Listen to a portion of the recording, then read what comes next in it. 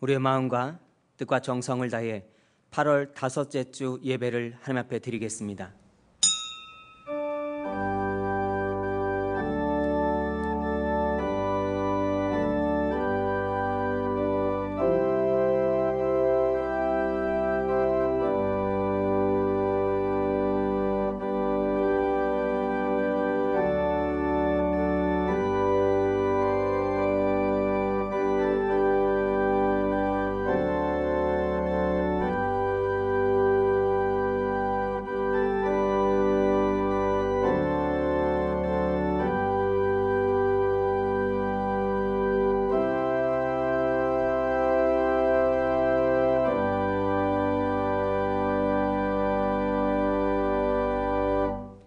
이날은 여호와께서 정하신 것이라. 이날에 우리가 즐거워하고 기뻐하리로다. 여호와여 구하옵나니 이제 구원하소서. 여호와여 우리가 구하옵나니 이제 형통하게 하소서. 주는 나의 하나님이시라. 내가 주께 감사하리이다. 주는 나의 하나님이시라. 내가 주를 높이리이다. 아멘.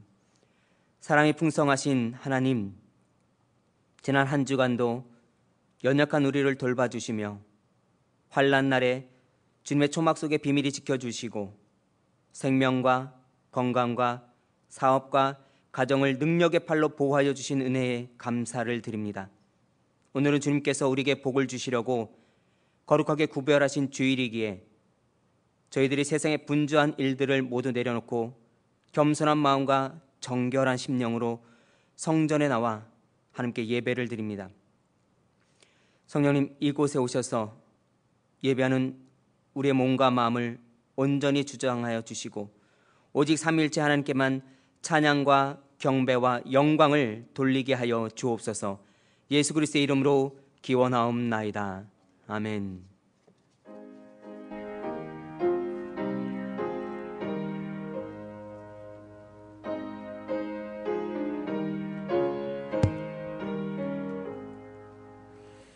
만복의 근원 하나님, 온 백성 찬송 드리고 저 천사여 찬송하세.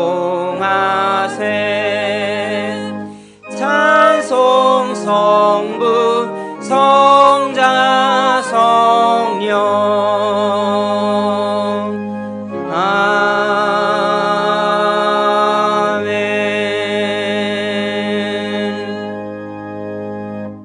여호와께 감사하고 그의 이름을 불러 아뢰며 그가 하는 일을 만민 중에 알게 할지어다.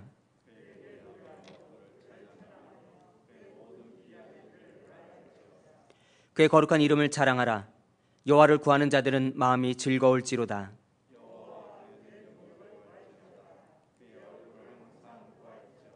그의 종 아브라함의 후손 곧 택하신 야곱의 자손 너희는 그가 행하신 기적과 그의 이적과 그의 입의 판단을 기억할지어다.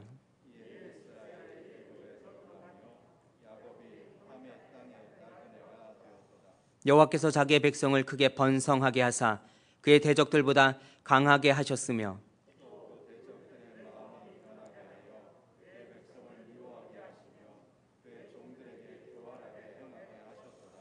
그래야 그는 그의 종 모세와 그의 택하신 아론을 보내시니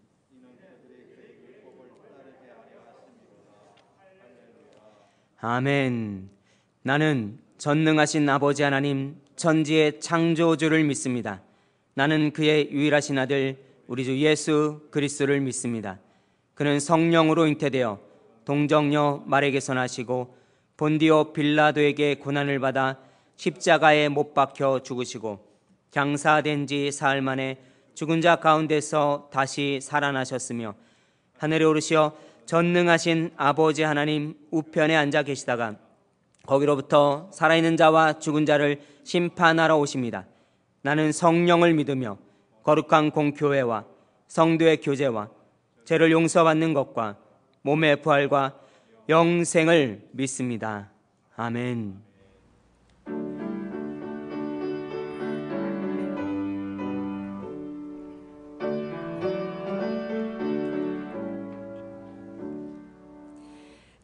찬송으로 보답할 수 없는 큰 사랑, 주님께 영광 할렐루야. 형제 자매 모두 함께 모여 찬송해, 주님께 영광 할렐루야.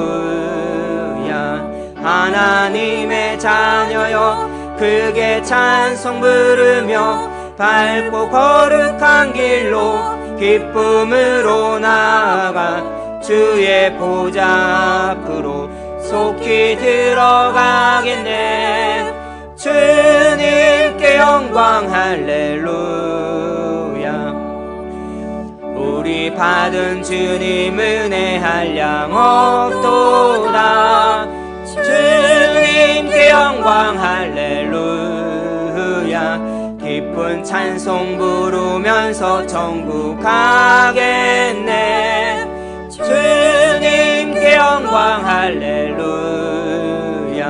하나님의 자녀여 크게 찬송 부르며 밝고 거룩한 길로 기쁨으로 나아가 주의 보좌 앞으로 속히 들어가겠네. 주님께 영광 할렐루야. 잠시 후에 우리 모두 주를 보겠네. 주님께 영광 할렐루야. 영광스러운 보좌 위에 거룩하신 주, 주님께 영광 할렐루야. 하나님의 자녀여 크게 찬송 부르며 밝고 거룩한 길로 기쁨으로 나아가 주의 보좌 앞으로 속히 들어가겠네. 주님께 영광 할렐루야. 만국 백성 천국에서 소리 높여서 주님께 영광 할렐루야. 영원토록 주의 공로 찬양하겠네. 주님께 영광 할렐루야. 하나님의 자녀여 크게 찬송 부르며 밝고 거룩한 길로 기쁨으로 나아가 주의 보좌 앞으로 속히 들어가겠네. 주님께 영광 할렐루야.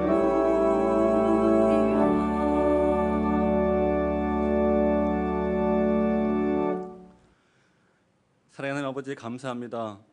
막바지 무더위와 폭우 그리고 코로나의 재확산 3중국 속에서도 저희들을 지켜주시고 주의 성전에서 또는 가정에서 인터넷 예배로 함께 주님 앞에 머리 숙여 하시니 감사합니다.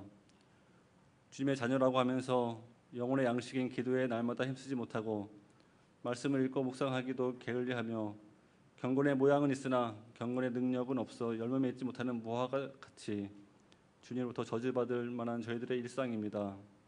십자가를 지신 주님의 겸손함을 따라 우리도 겸손해야 하지만은 나의 유익을 쫓아 나의 주장만을 간철시키려 하였고 힘든 고난의 시대에 신음하는 이웃들을 돌아보지 못하였습니다. 용서하여 주시옵소서. 날마다 말씀 안에 거하고 기도에 힘쓰며 성령님과 늘 교통하고 하늘의 지혜를 받아 영적으로 성장하며 주님이 기뻐하시는 열매를 거두시도록 인도하여 주시옵소서. 전 세계 모든 인류가 2차 세계대전 이후 가장 큰 고난의 시기를 보내고 있습니다. 더욱이 잠잠하던 코로나가 특정 교회 관련 집회로 인하여 확산되었던 이로 전체 기독교가 비난의 대상이 되고 있습니다. 정부의 거리두기 완화 정책과 몇 가지 의구점도 있지만 지혜롭지 못한 집회 강행으로 서민들의 삶이 파탄 지경이 될 수도 있는 상황이 되었습니다. 정권에 대한 정당한 비판도 필요하지만 이런 사태에 대해 교회가 반성하고 코로나 정부 대책에 적절히 호응할 수 있도록 지혜해 주시옵소서. 하나님 아버지, 지난주에 이어 이번 주도 비대면 예배를 드립니다. 예배는 기독교의 본질이요 우리의 생명과도 같은 것인데 이런 상황이 속히 지나갈 수 있도록 코로나 바이러스를 물리쳐주시고 방역 당국도 적절한 방역하에 예배할 수 있도록 열린 마음 허락하여 주시옵소서. 지금 비록 각자 가정에서 예배를 드리지만은 우리 마음에 성령님이 임하셔서 우리의 나약함이 강해지고 믿음이 굳건하여지며 세상 근심 걱정 물리치고 하늘의 기쁨이 충만하여서 코로나와의 전시 상황이지만은 빗발치는 포탄 속에서도 하나님을 향한 믿음 잃지 않았던 믿음의 선배들을 생각하며 이 모든 것을 극복하고 하나님께만 집중하는 귀한 시간 되게 하여 주시옵소서. 구비구비 성덕교 50년 역사 모든 순간마다 하나님께서 인도하여 주셔서 지금까지 무탈하게 지켜주심을 감사드립니다.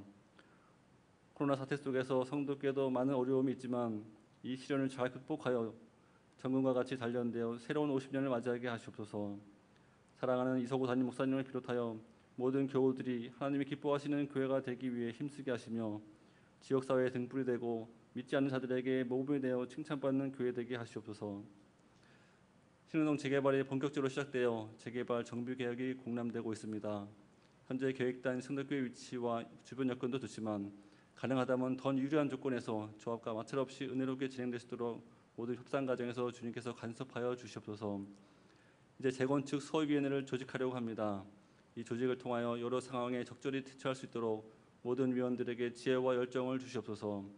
그리고 모든 성도들은 교회를 사랑하고 지키겠다는 굳은 마음을 주셔서 어떤 고난이 닥쳐도 능히 이겨나갈 수 있게 하시옵소서. 코로나로 인하여 야외에서 여름 성역교를 진행하지 못하고 온라인으로 성경 공부를 하게 되었습니다. 오늘은 유치부와 청년부가 시작합니다. 비록 닫힌 공간이지만 마음 많은 믿음으로 세상을 품고 하나님 나라를 배우고 체험하는 귀한 시간 되도록 인도하여 주시옵소서. 수고하시는 교사들과 임원 및 교육자들에게 큰 축복을 함께하여 주시옵소서. 유난히도 재해가 많은 올해 코로나 사태 위에 수재까지 발생하였습니다. 이제 태풍 바비에 이어 마이사까지 올라오고 있다고 합니다. 생활 기반도 잃었는데 코로나 때문에 대피소에 가지도 못하고 겨우 복구한 집에서 태풍을 맞아야 하는 수재민들의 고통을 들으시고 위로하시며 함께 고통을 나누게 도와주시옵소서. 또한 코로나로 직장을 잃고 겨우 생계를 이어가는 교우들과 이웃들이 있습니다. 교회가 외면하지 않고 십시일반 도우며 이 고난을 슬기롭게 이겨나게 도와주시옵소서. 이 고난 중에 육체의 질고로 더욱 힘들어하는 교우들이 있습니다. 어떤 인간적인 이로도 충분하지 않지만 주님께서 직접 찾아가 주셔서 천지를 창조하시고 생사화복을 주장하시는 능력으로 치료하여 주시옵소서. 모든 연약한 것이 치유되며 모든 약한 것이 강해지며 모든 희미한 정신이 밝아지고 모든 아픈 것이 사라지고 오직 하나님을 찬양하는 기쁨만이 넘치게 하여 주시옵소서. 이 시간 주님 앞에 머리 숙인 주님의 사랑하는 모든 권속들 가정 위에 온갖 신령한 복들로 흔들어 채워주시고 모든 하는 일들이 시온대로의 축복을 받게 하시며 축복의 통로로 쓰임받아 주의 모든 이들에게 선한 영향을 끼치게 도와주시옵소서. 자녀들이 믿음 가운데 자라게 하시고 하나님 나라의 동력으로 크게 쓰임받게 하시옵소서. 군대에 있는 자녀들 머리털 하나 상하지 않게 하시며 혼인 정년기에 있는 가족 자녀들에게 좋은 믿음의 배필을 허락하셔서 믿음을 대대에 전수하며 번성하는 축복을 주시옵소서. 거룩한 안식을 허락하여 영혼의 안식을 누리게 하신 하나님께 감사드립니다. 이 시간 드려지는 예배 속에서 저희들의 예배를 받으시오며 성령님의 충만함과 말씀의 능력이 나타나는 귀한 예배 되게 하여 주시옵소서. 모든 말씀을 예수님의 이름으로 기도하옵나이다.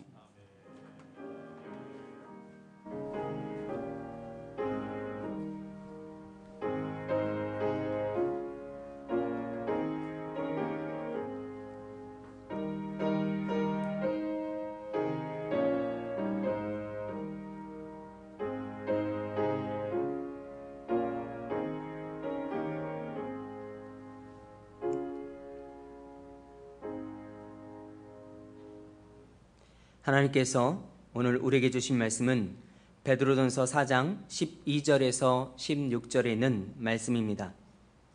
신약성경 381면에 있는 베드로전서 4장 12절에서 16절에 있는 말씀, 하나님 말씀 봉독하겠습니다. 사랑하는 자들아, 너희를 연단하려고 오는 불시험을 이상한 일 당하는 것 같이 이상히 여기지 말고 오히려 너희가 그리스도의 고난에 참여하는 것으로 즐거워하라. 이는 그의 영광을 나타내실 때에 너희로 즐거워하고 기뻐하게 하려 함이라. 너희가 그리스도의 이름으로 치욕을 당하면 복 있는 자로다. 영광의 영, 곧 하나님의 영이 너희 위에 계심이라. 너희 중에 누구든지 살인이나 도둑질이나 악행이나 남의 일을 간섭하는 자로 고난을 받지 말려니와 만일 그리스도인으로 고난을 받으면 부끄러워하지 말고 도리어 그 이름으로 하나님께 영광을 돌리라. 아멘. 말씀을 통하여 하나님의 크신 은혜 받으시기 바랍니다.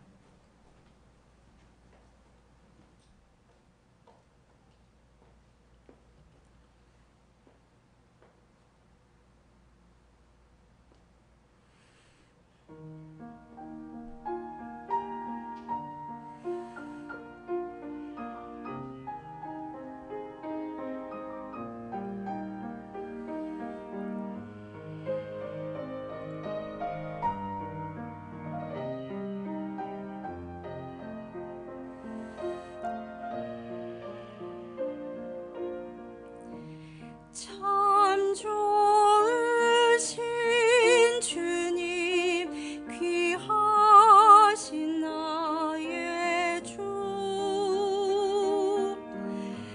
늘 가까이 계시니 나 두려움 없네.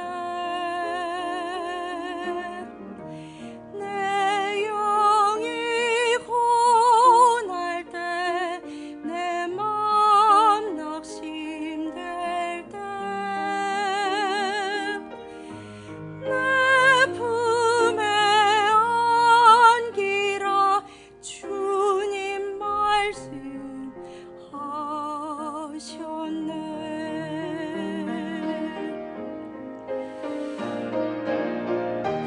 광야 같은 세상 주만 의지하며 주의 인도하심 날 강건케 하시며 주의 사랑 안에서 살게 하소서. 주만 의지하리 영원토록.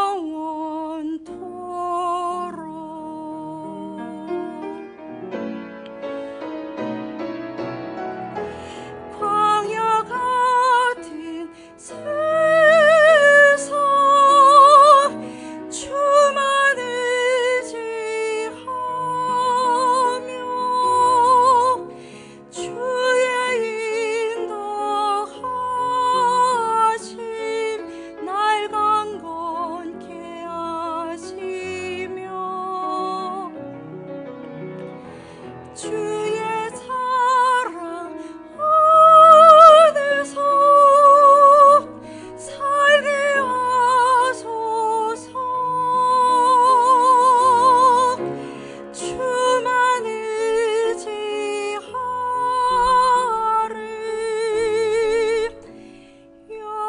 영원토록.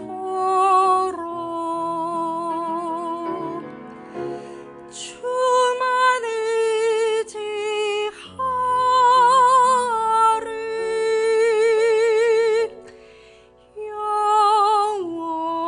영원토록.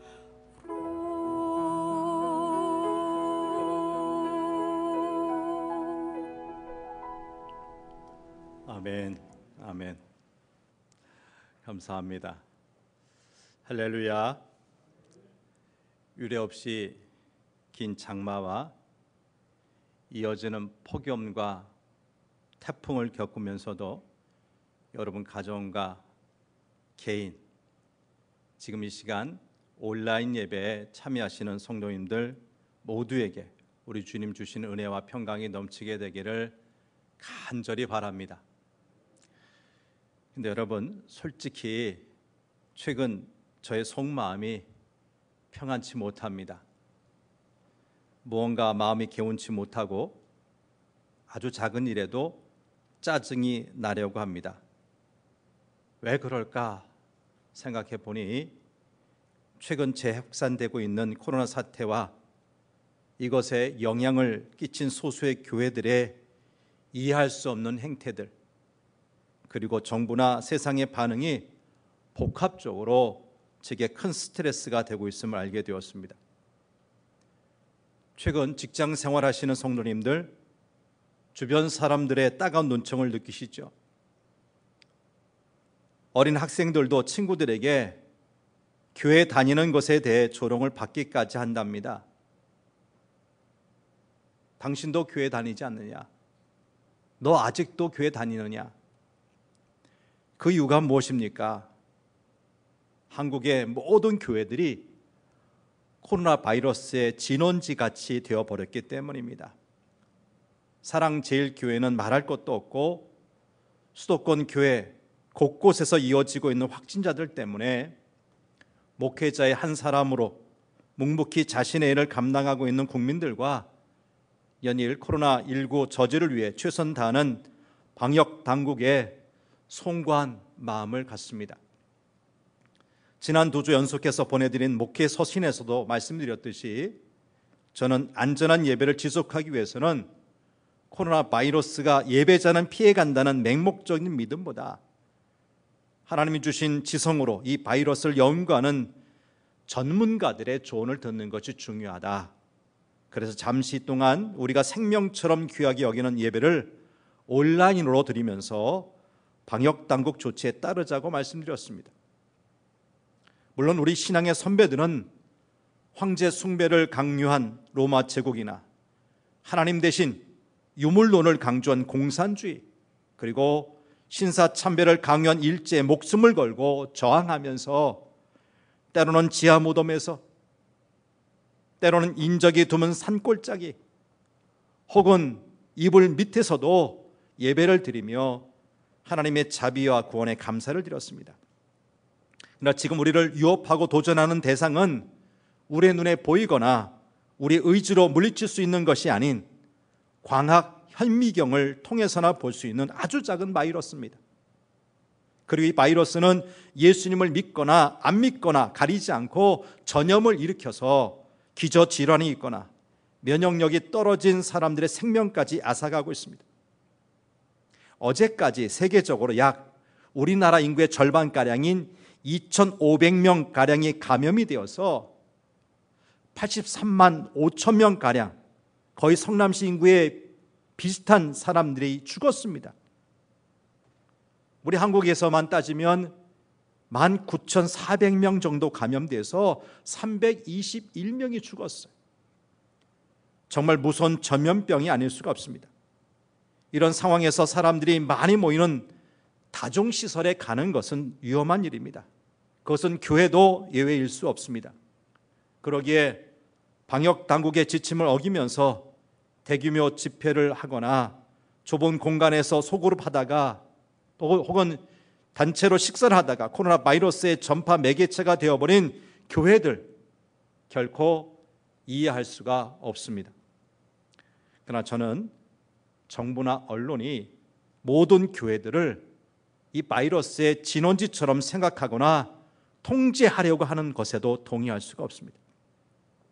지난 6월 말 코로나 확진자가 예배에 참여한 수원중앙침례교회는 방역당국의 지침대로 예배당 방역, 발열 체크, 손소독, 마스크 착용 후 거리를 두고 예배를 드렸기 때문에 분명 확진자가 그 예배 공간에 와 있었음에도 불구하고 더 이상 확진자가 나오지 않았습니다.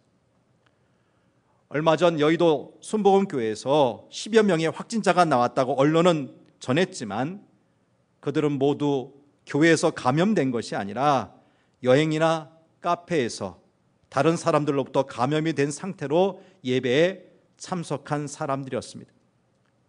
제가 누누이 말씀드렸듯이 교회도 어떤 다중시설 못지않게 방역에 철저해야 합니다.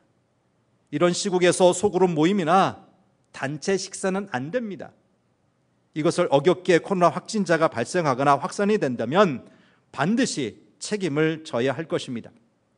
그러나 여행이나 식사와 같은 사적 자리에서 코로나에 걸린 후 교회 예배에 참여한 사람을 가리켜서 교회 말 코로나 발생이라고 하면 됩니까? 8월 17일을 임시 공휴일로 만들고 여행을 가라고 쿠폰까지 준비한 것이 정부 당국입니다. 이제는 여행을 가거나 쇼핑을 해도 된다고 국민의 긴장의 끈을 늦춘 것이 정부입니다. 그런데 8.15 광복절 광화문 집회를 거치면서 전국적으로 코로나 확산세가 드세자 제일 먼저 금지를 시킨 것이 교회의 대면 집합 예배입니다. 최근 우리는 매스컴을 통해서 스타벅스 어느 지점에서 코로나 확진자가 나왔다, 어느 식당에서 물류창고에서 확진자가 발생했다는 소식을 듣습니다. 그러나 그런 시설은 하루 이틀 폐쇄하고 방역 처리를 한 다음 다시 문을 열도록 합니다. 스타벅스 파주점에서 확진자가 발생했다고 전국에 있는 모든 스타벅스를 폐쇄하지는 않습니다. 그런데 대부분의 교회들은 방역 당국의 지침 따라 예배를 드려왔는데 지침을 어기다가 확진자들이 나오는 소수의 교회 때문에 전국의 모든 교회가 대면 예배를 금지당한 것입니다. 기독교 윤리실천운동이 작년에 발표한 통계에 따르면 현재 한국교회 총 숫자는 8만 개가 넘습니다. 크고 작은 교단 수는 300개가 넘습니다. 천주교나 불교처럼 총회장 한 사람이 명한다고 듣는 구조가 아니라는 것입니다. 그렇다면 방역당국의 지침을 어기다가 확진자가 발생하면 교회에만 행정명령을 내리면 됩니다. 매 주일마다, 아니 매일 새벽마다 예배를 드리는 우리 기독교인들의 숫자와 천주교인들이나 1년에 한두 번 절에 갈까 말까 하는 불교인들의 숫자는 결코 비교할 수가 없습니다. 교인들이 많다 보니 코로나에 전염되는 사례도 많을 수밖에 없습니다. 여러분, 제가 절대로 교회에 책임이 없다는 말씀을 드리는 것이 아닙니다. 그러나 요즘 문제를 일으키는 몇 교회를 제외하고 대부분의 교회는 방역당국의 지침을 따랐습니다. 그래서 별 문제 없이 예배를 드려왔습니다. 그렇다면 거기에 대해서 인정을 해야 합니다. 그런데 그런 교회들을 코로나 확산의 주범이나 진원지처럼 여기는 것은 문제가 있다는 것입니다. 여러분, 부디 이런 논쟁이 다시 발생하지 않도록 세상의 통치자들이 지혜를 발휘할 수 있게 기도합시다. 그리고 마음껏 대면 예배 드릴 수 있도록 속히 이 코로나 사태가 종식되게 기도합시다. 특별히 사회에서 신뢰를 잃은 한국교회가 진리의 말씀으로 새로워져서 우리 사회를 더 건강하게 세우는데 큰 역할 감당할 수 있게 되기를 바랍니다. 오늘 말씀의 주제는 고난입니다. 우리말 사전을 찾아보니 고난이란 살아가면서 겪는 괴롭고 힘든 일이나 상황이라고 했습니다. 우리가 한평생 살면서 단맛만 보고 살 수 있으면 얼마나 좋을까요? 그러나 결코 그런 인생은 하나도 없습니다. 경우에 어떻든지 우리가 살아 숨쉬는 동안 어려움은 계속 밀려오게 되어 있습니다. 그 어려움, 인생의 쓴맛, 이런 것들을 통틀어 고난이라고 하는데 이 고난이 오는 이유를 놓고 사람마다 의견이 다르지요. 어떤 사람은 죄의 대가로 고난이 온다 하고 어떤 사람은 구약의 욥을 예로 들면서 죄가 아니라도 고난은 올 수 있다고 합니다. 어느 견해가 옳으냐 하는 것은 뒤로 하고 정도의 차이만 있을 뿐이지 사람은 죽을 때까지 끊임없이 이 고난의 터널을 지나야만 합니다. 그럼 우리에게 오는 고난에는 무슨 의미가 있을까 하는 거예요. 오래전 저 북해에서 청어를 잡는 영국 어부들이 있었는데 그들의 가장 큰 관심사는 어떻게 하면 이 북해에서 잡은 청어를 런던까지 싱싱하게 살려갈 수 있을까 하는 것이었어요. 하지만 어부들이 아무리 애를 써도 배가 런던에 도착해 보면 청어들은 거의 다 죽어 있는 겁니다. 그런데 그 중에서 한 어부만은 북해에서 잡은 청어들을 싱싱하게 산 채로 런던에 가지고 와서 큰 재미를 보는 거예요. 동료 어부들이 참 신기하면서 그 비법을 물었더니 그 어부가 고민 끝에 말합니다. 나는 청어를 넣은 수조에 메기를 한 마리씩 집어넣습니다. 그러자 다른 어부들이 눈이 휘둥그레지면서 그러면 그 메기가 청어를 모두 잡아먹을 게 아니오라고 물었어요. 이에 그 어부가 다시 답합니다. 네, 물론 메기가 청어를 잡아먹지요. 하지만 메기가 잡아먹는 것은 고작 2-3마리 뿐입니다. 그런데 그 통에 있는 다른 많은 청어들은 잡혀 먹히지 않으려고 계속 도망 다닙니다. 런던에 올 때까지 모든 청어들은 열심히 헤엄치며 살려고 애를 쓰기에 그 청어들이 싱싱하게 살아있는 것입니다. 이렇게 이야기하더라는 거예요. 여러분, 고난은 바로 이 메기와 같은 것입니다. 우리를 삼키려고 하고 우리에게 고통을 주려고 하지만 그것 때문에 오히려 정신을 차리고 마음을 가다듬게 하는 그 무엇, 그리고 우리 삶에 끊임없이 변화를 요구하는 것이 바로 고난이라는 것입니다. 우리가 인생이란 바다를 항해하다 보면 수많은 파도를 만나야 합니다. 그 파도 중에는 피해야 할 파도도 있지만 맞닥뜨려야 할 파도도 있습니다. 유혹이라고 하는 파도는 피해야 하지만 고난이라고 하는 파도는 당당하게 맞서야 합니다. 우리가 당하는 고난에는 어떤 패턴이나 흐름이 있습니다. 이것을 알면 우리는 고난이 와도 거기에 대비할 수가 있습니다. 실망하거나 좌절하지 않을 수가 있습니다. 왜냐하면 그 모든 것을 다 통과한 후에는 고난이 우리를 잘못되게 하거나 기쁜 나락으로 빠지게 한 것이 아니라 오히려 고난당한 것이 내게 유익이 된 것을 알게 되기 때문입니다.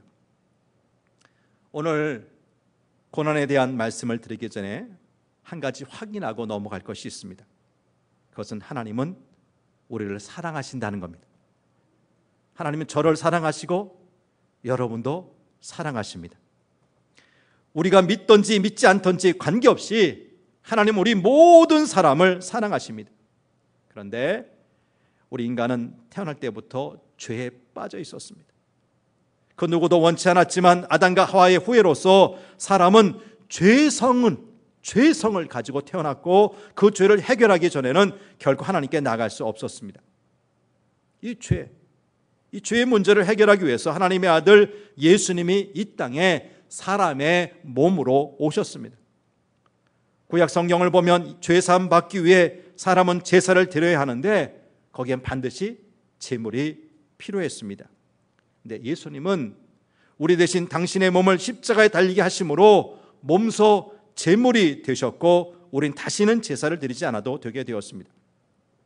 그 후로 누구든지 예수님을 구세주로 고백하고 믿기만 하면 구원을 받게 된 것입니다. 그렇게 해서 이 땅에 일을 다 마치신 예수님 승천하시면서 보혜사 성령님을 보내주셨습니다. 그래서 우리가 살아있는 동안은 성령님의 인도를 받게 되는 것입니다. 그러므로 오늘 이 예배에 참여한 여러분, 소수의 예배당에 계신 분, 가정에서 온라인 예배로 들으시는 여러분, 우리 모두는 성령의 인도를 받는 하나님의 자녀들입니다. 이 사실 꼭 기억하시고 오늘 말씀을 들으시길 바랍니다.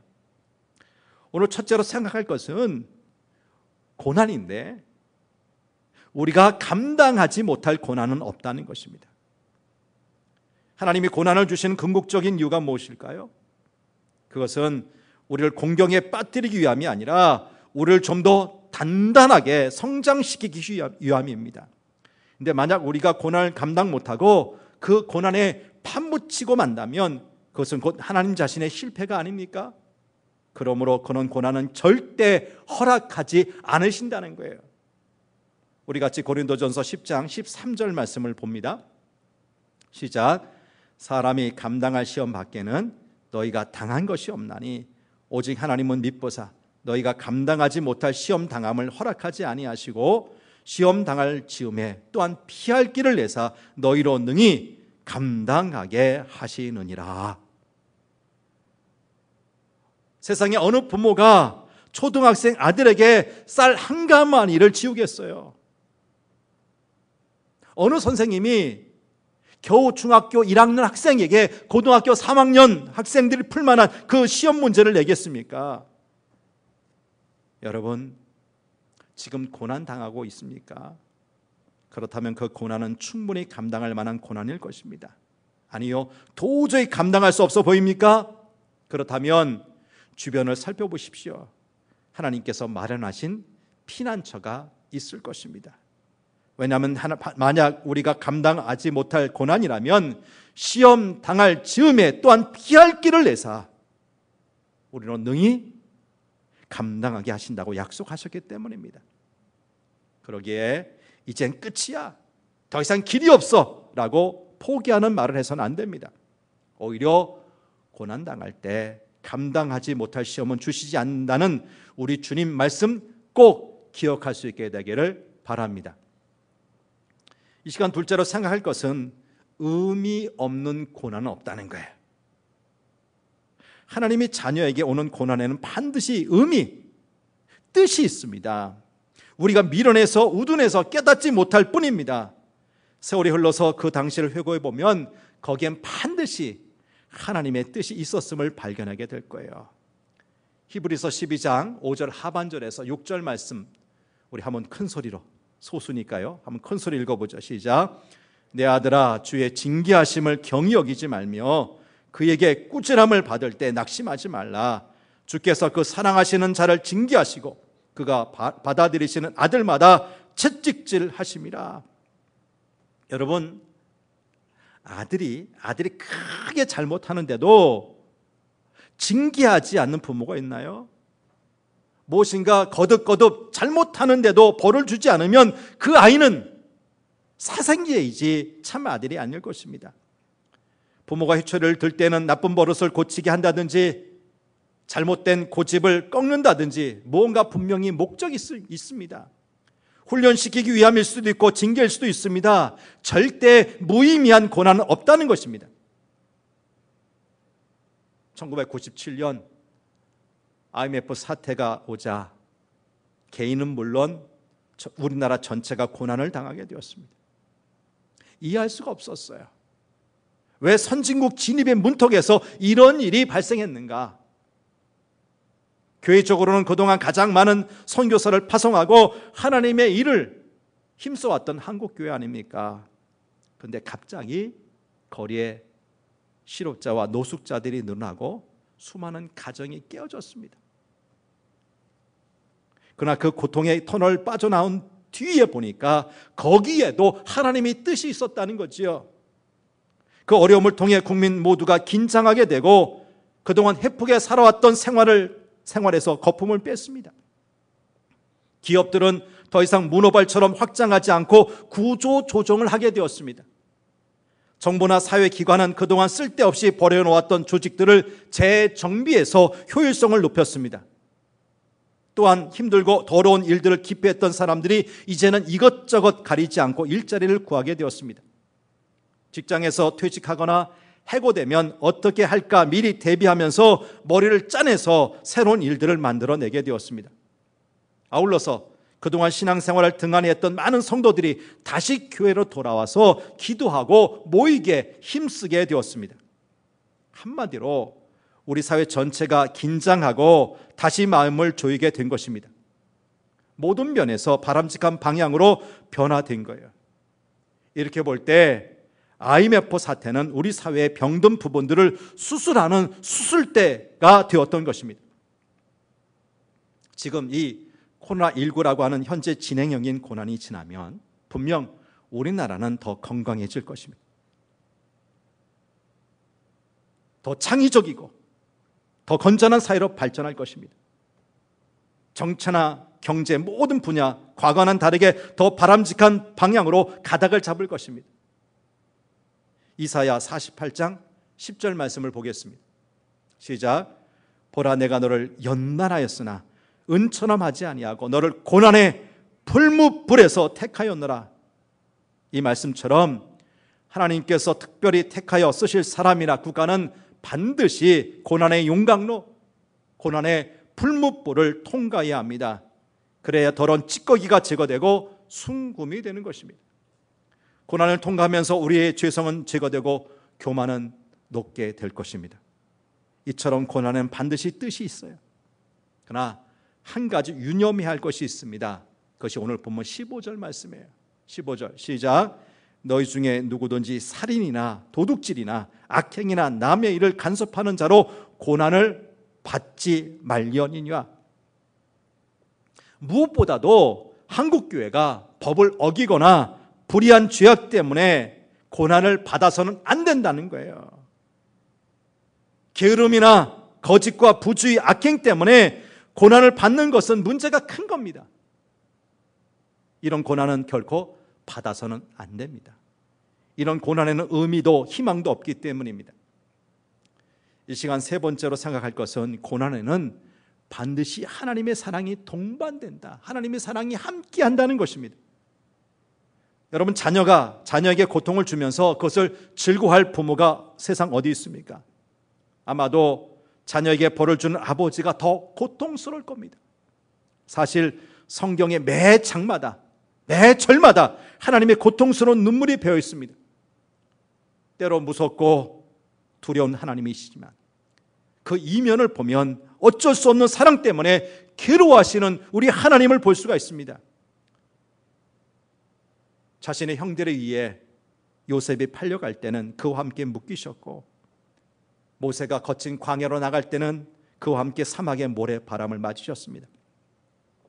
이스라엘 백성들이 우상을 만들었을 때는 그 배반 때문이 아니라 사랑하는 자녀들의 타락 때문에 오셨습니다. 다윗이 사울의 칼을 피해 아둘람에 있을 때는 그 동굴에서 다윗과 함께 주위에 떠셨고, 배신한 압살롬이 죽었을 때는 다윗과 함께 내 아들 압살롬아, 압살롬아 부르면서 통곡하셨습니다. 이스라엘이 망해서 바빌론으로 유배를 당할 때 하나님은 그들과 함께 유랑길에 오르셨고, 다니엘이 사제굴에 들어갔을 때도 그와 함께 그곳까지 가셨습니다. 생명을 연장시켜 달라고 벽을 향해 기도하는 히스기야를 보시고는 가엾어서 함께 오신 분이 하나님이십니다. 베드로, 요한, 스데반, 사도 바울, 야고보와 함께 하신 일들을 어떻게 일일이 다 열거할 수 있습니까? 근래 들어 유대인들이 가스실에 들어가면서 도대체 하나님 어디에 계시는 겁니까?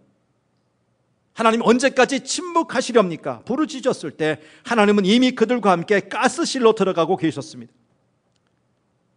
이런 고통 가운데 함께 하신 하나님의 사랑의 예는 한없이 들 수가 있을 겁니다.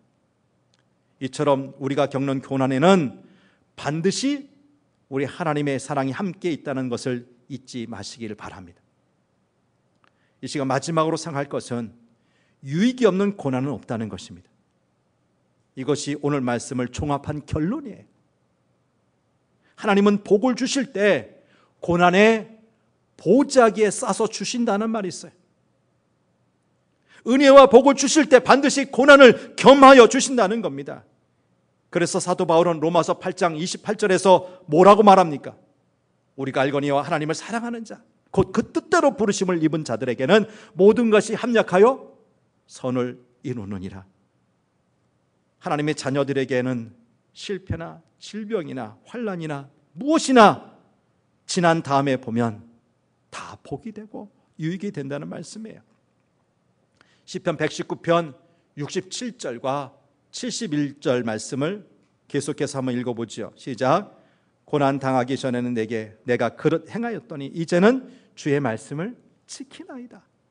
고난 당한 것이 내게 유익이라. 이로 말미암아 내가 주의 율례들을 배우게 되었나이다. 여러분, 모든 고난은 다 유익한 것입니다. 평안할 때는 때 받는 은혜보다 고통 속에 받는 은혜가 더 크고 많습니다. 그러나 우리는 그것을 깨닫지 못해서 하나님은 안 계신가? 하나님이 나를 버리셨나? 하고 낙심하고 좌절할 때가 있죠. 그러나 여러분, 이사야 49장 15, 16절 말씀 볼까요? 시작. 여인이 어찌 그 젖먹는 자식을 잊겠으며 자기 태어서 난 아들을 긍휼히 여기지 않겠느냐? 그들은 혹시 잊을지라도 나는 너를 잊지 아니할 것이라. 내가 너를 내 손바닥에 새겼고 너의 성벽이 항상 내 앞에 있나니.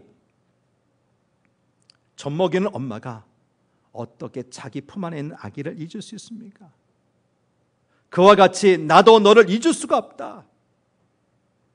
혹 육신의 엄마는 너를 잊을 때가 있어도 나는 결코 너를 잊지 않는다고 말씀하시는 겁니다. 고난 후에야 이 하나님의 말씀이 이해가 됩니다. 고난당한 후에야 하나님이 성실하시다는 것을 알게 됩니다. 오늘 본문 16절 마지막 말씀입니다. 같이 볼까요? 시작. 만일 그리스도인으로 고난을 받으면 부끄러워하지 말고 도리어 그 이름으로 하나님께 영광을 돌리라. 악행으로 거짓으로는 결코 고난받지 말라고 했는데 만일 그리스도인으로 고난받으면 뭐 하지 말라고요? 부끄러워하지 말랍니다. 오히려 그 이름으로 하나님께 영광을 돌리랍니다. 여러분, 이 서신이 기록될 당시 그리스도인이라는 말은 멸시하는 용어였어요. 이것은 예수쟁이라는 뜻입니다. 존경과 사랑의 의미가 담긴 말이 아니라 기독교인들을 욕하는 말이었습니다. 그런데 놀랍게도 초대교회 사람들은 이 그리스도인이라는 이 역겨운 말, 저주스러운 말을 정겹게 받아들였습니다. 우리는 그리스도에게 속한 사람입니다. 우리는 그리스도를 따르는 사람입니다. 우리는 그리스도의 성품을 닮아가는 사람들입니다. 그래서 그리스도인이라는 말 속에 자존감과 자부심을 불어넣은 것입니다. 성도 여러분, 여러분은 자신이 그리스도인이라는 자부심이 있나요? 여러분이 예수님에게 속했다는 것이 자랑스럽습니까? 제가 어제 본 기사 중에 천주교 불교인보다 개신교인 향한 부정적 이미지 강해라는 제목의 기사가 있었어요. 최근 코로나19 확산에 영향을 끼친 교회들, 그리고 광화문 집회나 금지된 모임에 참여했으면서도 가지 않았다고 거짓말을 하는 사람들 때문에 이렇게 부정적인 이미지가 확산되는 것에 대해 너무너무 안타깝고, 더 나아가 우리 주님의 영광을 가리게 된 것에 대해서 한없이 무기력한 저를 보면서 자책한 거예요. 앞에서 말씀드렸듯이 우리는 우리 자신이 행한 죄악 때문에 고난을 받아서도 안 되고 하나님이 영광을 가려서도 안 됩니다. 그러나 우리가 선을 행하거나 주님을 위해 살다가 당하는 고난에는 부끄러워할 필요가 없습니다. 아니, 우리가 이런 고난을 받는다면 우리 하나님 기뻐하실 것입니다. 그런 면에서 베드로는 우리에게 그리스도인으로서 세상에서 조롱받고 고난받는 것 부끄러워하지 말라고 한 것입니다. 세상이 예수님을 모르고 교회를 모르기 때문에 그런 것이라는 사실을 알면 부끄럽지가 않습니다. 우리가 믿고 있는 예수 그리스도 안에 세상이 갖고 있는 모든 고난의 사건이 담겨 있다는 사실을 알면 결코 부끄럽지가 않습니다. 그러므로 고난은 우리를 위한 한두 가지 유익이 아니라 하나님께 영광을 돌릴 수 있는 기회도 될 수가 있는 거죠. 예수님의 십자가에는 우리 인간이 만든 고난들, 곧 제가 만든 고난, 남이 만든 고난, 세상이 만든 모든 고난이 다 들어있습니다. 이 고난들이 예수님의 십자가의 고난이라고 하는 용광로 속에서 녹아지는 것입니다. 찌꺼기 같은 것은 다 사라지고 이 고난을 통과하여 정금 같은 존재로 다시 세움을 받게 하시는 분이 바로 예수이십니다. 우리는 그분 때문에 그리스도인으로서 고난받는 것을 부끄러워하지 말아야 합니다. 이 세상이 하나님의 피조물인 것을 깨닫는 지자만 이 예수님을 믿을 수 있기 때문입니다. 그리고 이 예수님 안에 길이 있고 진리가 있고 생명이 있다는 것을 가슴으로부터 깨달은 그리스도인이 되었다는 것에 자부심을 가지시게 되길 바랍니다. 수채 성분은 탄소입니다. 근데 지하 깊은 곳에서 평범한 탄소가 뜨거운 열과 강한 압력을 받게 되면 단단한 돌이 되지요. 그것이 바로 다이아몬드입니다. 우리에게 고난이 오는 것, 하나님께서 우리를 하찮은 숫이 아니라 다이아몬드로 바꾸시기 위해서라는 것을 기억합시다. 그래서 고난에 굴복하지 말고 당당히 맞섭시다. 왜냐하면 고난은 아무에게나 오는 게 아니기 때문입니다. 하나님이 사랑하시는 자에게만, 복을 담을 그릇이 준비된 사람에게만 오기 때문입니다. 그리고 감당할 만한 고난만 옵니다. 그 고난엔 반드시 뜻이 있습니다. 고난은 언제나 하나님의 사랑과 함께 옵니다. 고난은 주님께 영광을 돌리는 기회로 삼을 수 있기에 더욱 유익합니다. 이 고난이 주는 유익을 마음에 새기고 매일 매순간 진실한 그리스도인으로 사시게 되기를 간절히 바랍니다. 하나님 아버지, 최근 2주간 가까이 재확산되는 코로나 바이러스 문제 때문에도 괴로운데 이것이 한국 교회 이론에 어처구니 없는 잘못된 판단, 그대 행실 때문에 더 확산됐다는 그런 비난 아닌 비난을 듣자니 우리 모두가 너무 괴롭습니다. 정말 이 나라 이 민족을 위해서 끝없이 기도해 왔고 수많은 물질과 정성을 다해서 이 사회를 섬겨왔던 교회들인데 그동안의 공간은 온데간데 없이 최근 들어서 교회에 쏟아지는 세상의 비난과 욕설들을 보면 우리가 당해야 될 것은 마땅히 당해야 되지만 우리 때문에 우리 주님 영광 가리우는 것 같아서 너무나 안타깝고 속이 상합니다. 하나님 아버지, 이 땅을 불쌍히 여겨주시고 한국교회 불쌍히 여겨 주옵소서. 그동안 본질에 집중하지 못했고 외연적인 성장과 쓸데없는 정치 참여와 이 세상 백성들을 바르게 이끌지 못했던 그 책임, 하나님 우리가 다시 한번 무겁게 받아들이게 하여 주시옵소서. 하지만 주님, 우리가 방역을 잘했습니다. 최선 다해서 정부 당국의 지침대로 살아왔습니다. 그러면서도 받는 고난이 있다면, 그런 비난이 있다면 우리에게 당당하게 받아들이게 도와주옵소서. 뭔가 뜻이 있을 것입니다. 뭔가 하나님께서 우리를 통해서 이루고자 하시는 깊은 의미가 있을 것입니다. 지금 당장은 억울하게 느껴져도, 때로는 부족한 종마저도 화가 나고 속상해하는 그 마음에 빠질 때도 있지만, 그러나 하나님께서 우리에게 주시는 큰 은혜와 복이 있음을 믿습니다. 그때를 위해서라도 우리가 잘 참고 견뎌낼 수 있도록 복 내려 주옵소서. 애꿎게 직장생활, 학교생활 열심히 하는 가운데 주변 사람들에게 따가운 눈총을 받고 있는 우리 사랑하는 성도들 마음도 위로하여 주시고, 그런 가운데 신앙이 위축되지 않고 더욱 당당히 예수 믿는 예수쟁이로 그리스도인으로서 살 수 있게 도와주시옵소서. 하나님, 이 고난의 현장에 우리만이 있는 것이 아닙니다. 우리 주님께서 함께 하시고 사랑으로서 함께 하시고 그 마지막에는 아름다운 영광의 자리가 있게 될 줄 믿습니다. 고난을 유익의 기회로 삼게 하시되 오히려 하나님께 영광을 돌릴 수 있는 기회로 우리가 삼을 수 있는 지혜도 허락하여 주시옵소서. 이 시간에도 예배당에 나오지 못하고 가정에서 예배드리는 수많은 우리 성도들 마음을 위로하여 주시고, 고난이 유익입니다.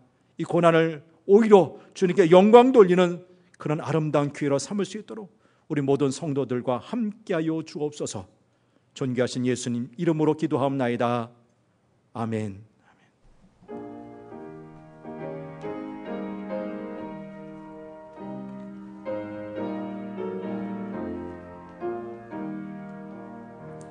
주 예수여 은혜를 내려주사 고충 많게 하옵소서. 이주리고 목마른 나의 맘에 주 성령을 부으소서. 주 예수여 충만한 은혜 내 영혼에 부으소서. 주 예수만 나의 힘 되고 내 만족함 됩니다. 주 예수여 죄에서 풀어주사 날 정결케 하옵소서. 이 세상 세상의 유혹이 나의 맘에 금 못하게 하옵소서. 주 예수여 충만한 은혜 내 영혼에 부으소서. 주 예수만 나의 힘 되고 내 만족함 됩니다. 옛 야곱이 천사와 씨름하던 그 믿음을 주옵소서. 이 세상의 물결이 흉흉해도 날 평안케 하옵소서. 주 예수여 충만한 은혜 내 영혼에 부으소서. 주 예수만 나의 힘 되고 내 만족함 됩니다. 주 예수여 완전한 주의 사랑 나 받기를 원합니다. 그 사랑이 내 맘에 충만하여 날 기쁘게 하옵소서. 주 예수여 충만한 은혜 내 영혼에 부으소서. 주 예수만 나의 힘 되고 내 만족함 됩니다. 내 마음에 임하신 주의 성령 늘 계실 줄 믿습니다. 그는 사를 나에게 부어주사 주 섬기게 하옵소서. 주 예수여 충만한 은혜 내 영혼에 부으소서. 주 예수만 나의 힘 되고 내 만족함 됩니다.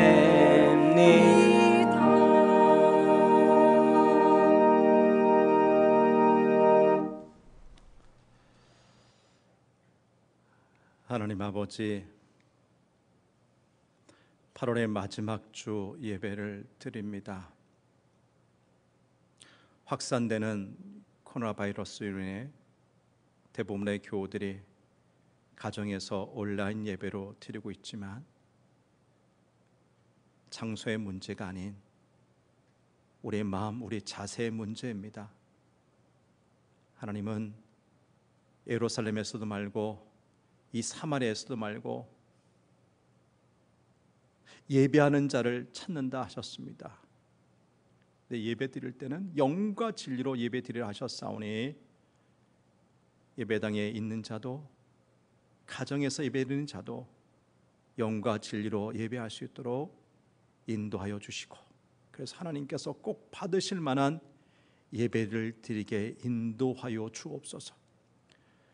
도탄에 빠져있는 이 나라의 민족, 코로나 바이러스에 이어서 긴 장마, 폭우, 또 연일 태풍이 끝나고 또 바로 또 태풍을 맞이해야 될 이 땅의 백성들 시리에 빠지지 않게 해 도와주시고, 낭망하고 좌절하지 않도록 샘을 풀어주셔서 그동안 온갖 고난을 이기면서 여기까지 왔는데 하나님 이 어려움도 잘 이겨낼 수 있도록 도와주시며, 우리 사랑하는 성도들도 예수 잘 믿다가 당하는 고난 우리가 변명하지 않고 묵묵히 잘 받아들이며 이겨낼 수 있도록, 그래서 결국 이것이 우리에게 큰 유익의 재료가 될 수 있도록 복내려 주옵소서.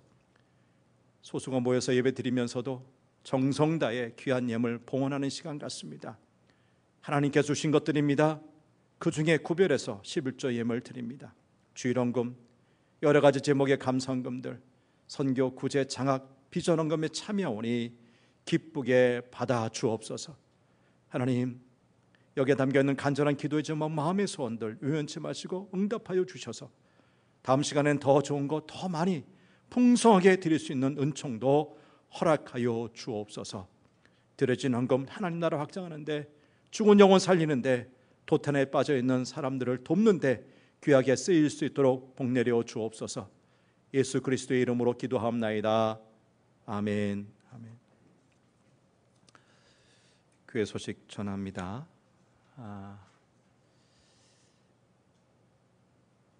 두 주 전 수요일서부터 정부 당국의 지침대로, 그리고 우리 총회 지침대로 대면 예배를 지금 전면 우리가 드리지 못하고 있고요. 주일 예배조차도 오늘까지 이렇게 영상 예배 제작해서 가정에서 예배 드리게 하고 있습니다. 네, 여러분 아시지만 엊그저께 발표한 정부 당국의 1.5단계 코로나 바이러스 대응 지침에 따라서 다음 주까지 한 주간 더 이런 비대면 예배, 그러니까 새벽기도, 금요기도회, 수요기도회 못 드리고 주일 예배조차도 이렇게 영상 예배를 드릴 수밖에 없다는 것을 다시 말씀드리고, 이것이 빨리 이제 확산이 멈춰져서 단계가 좀 다운되어 있지만 우리가 대면 예배 회복할 수 있을 것 같습니다. 그러니까 누구도 지금 내일은 모르는 상태입니다. 그러니까 여러분 기도해 주셔서 우리가 그만큼 자유롭게 예배드리기 위해서는 코로나 사태가 멈춰야 된다는 걸 아시고, 변동사항이 있으면 목회 서신이나 교회 공지를 통해서 말씀드릴 테니까 일단 다음 주일까지는 이렇게 예배드린다는 걸 아시고, 내일 새벽기도도 못합니다. 원래는 수요일서부터는 새벽기도 재개하고 수요기도에 재배하고 주보에도 수요기도에 금요기도에 순서 넣는데 어쩔 수 없이 방역 지침 따를 수밖에 없는 현실 이해하시고 도와주시기를 바랍니다. 교회 학교 역시 오늘도 영상 예배 드리고요. 우리 유치부와 청년부는 영상으로서 온라인으로서 수련회를 진행합니다. 그러니까 교회에서 모여 사는 것이 아니라 온라인상에서 하는 거기 때문에 진행할 수 있다는 걸 아시고, 부모님들이 우리 자녀들을 잘 참여할 수 있도록 이렇게 도와주시면 고맙겠고, 계속해서 합심기도 위해서 기도해 주시길, 합심기도 제목 놓고 기도해 주시길 바라고요. 우리 경기 시찰에 소식도 나와 있는데, 모르긴 몰라도 이게 지난주였던 걸 한 주 연기했는데 아마 이번 주에도 모이지 못하게 하니까 이거 어떻게 될지 모르겠습니다. 아무튼 소식은 이렇게 전하고요. 오신 분들 생명의 삶 구호로 꼭 찾아가 주시고, 우리 최강신 집사님 수정 3구역 소속되어 있는 집사님 친정 어머니가 어제 별세하셨습니다. 그런데 멀지 않은 하나님이기에 우리가 문상할 수 있음에도 불구하고 코로나19 사태로 문상받지 않는다고 했으니까 여러분 기억하시고 오시면 위로를 전해 주시기를 바랍니다. 제가 이번 주 며칠 또 쉼의 시간을 갖기를 원합니다. 기도해 주시길 바라고, 여러분들 삶에서 건강하시고 그리스도인으로서 자존감 꼭 잊지 마시고 승리하시게 되기를 간절히 바랍니다.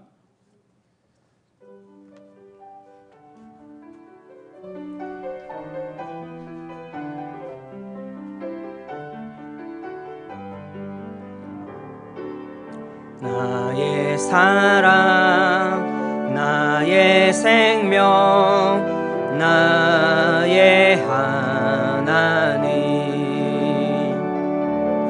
영원토록 정성 다해 사랑합니다.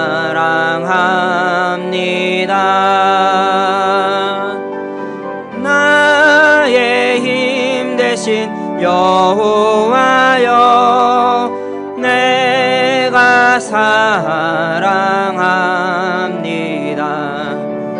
영원토록 정성 다해 사랑합니다.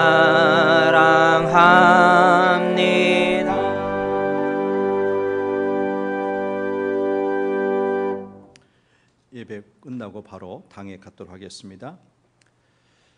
지금은 우리 구주 예수 그리스도의 은혜와 하나님 아버지의 넓고 크신 사랑과 보혜사 성령님의 교통하심과 충만하심이 계속되는 고난 앞에 낭망하고 좌절하거나 왜 내게만 계속 오냐고 한탄하기 전에 이 고난에는 반드시 의미가 있고 뜻이 있고 고난 속에 우리 하나님의 사랑이 함께 하신다는 것, 결국 이 고난 끝에는 우리에게 큰 유익이 되고 오히려 이 고난을 통해서 하나님께 영광을 돌릴 수 있는 귀한 계기까지 될 수 있다는 것을 깨닫고 믿음 사람으로서 자꾸의 교회에 가해지는 억울한 누명이나 비판에 예민하게 반응하지 않고 오히려 우리의 사는 삶 속에서 주님의 영광을 나타내는 귀한 기회로 우리가 삼기 원합니다. 다짐하면서 이 성전 나서는 모든 하나님의 사람들과 저들의 가정과 하시는 일터 위에 어쩔 수 없는 상황에서 가정에서 온라인 통해서 예배드리는 모든 성도들과 저들의 삶 속에 지금부터 영원히 함께 하시기를 간절히 축원하옵나이다. 아멘.